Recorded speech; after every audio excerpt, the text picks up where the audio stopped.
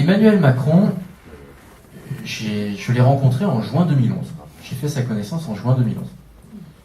Et à l'époque, ça s'était pas super bien passé. À l'époque, on travaillait à plusieurs sur le programme économique de François Hollande.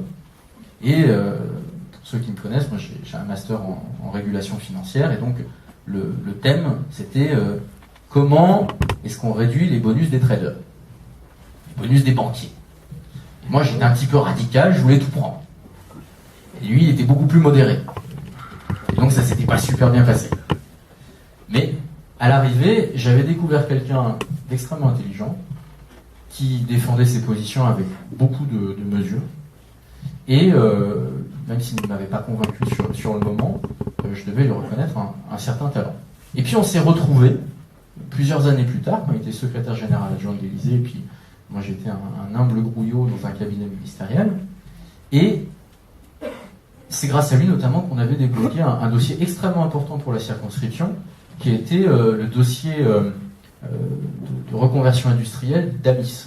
Vous savez, Amis a pu bénéficier de plusieurs millions d'euros d'investissement grâce à un dispositif d'État qui s'appelle l'ARI, et à l'époque le ministre de l'économie s'appelait Emmanuel Macron. Donc travailler avec Emmanuel Macron, j'ai envie de vous dire, on a déjà fait et on peut faire. On peut faire pourquoi ? Parce que je crois qu'Emmanuel Macron, il est suffisamment intelligent pour se dire qu'en démocratie, le parti unique, ça ne fonctionne pas. Et qu'il aura besoin de talents, de compétences à gauche. On l'a vu avec la nomination du Premier ministre, qui est un homme qui se revendique de droite. Je crois que pour éviter le déséquilibre des pouvoirs, on aura besoin de députés de gauche. On aura besoin de députés de gauche parce que, je le dis franchement, le Premier ministre, on aura des choses à se dire.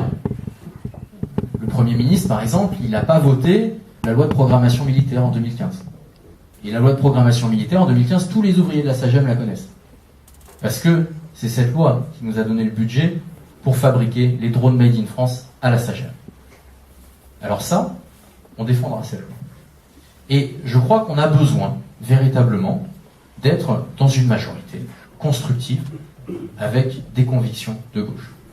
Et on m'interrogeait ce matin dans la rue, et il y a un ancien qui m'a dit, mais en fait, vous serez l'homme qui parle à l'oreille gauche du président. Et je lui ai dit, je serai le député qui parle à l'oreille gauche du président.